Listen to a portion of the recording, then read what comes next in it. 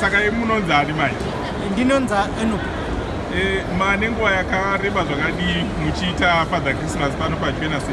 Ndakaita 4 years pano. Ndakaita video 1 ne3 years yekuita Father Christmas. Kutanga like 4 years kuita nhasi. Saka business riri kufamba here?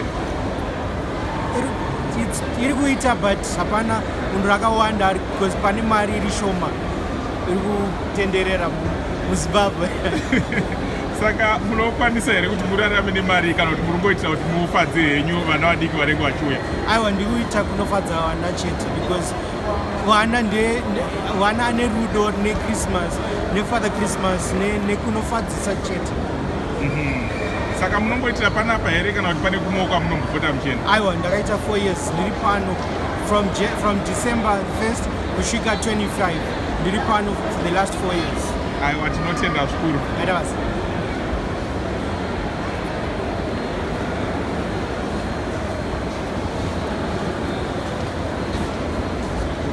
Unogona kumbopfeka toi?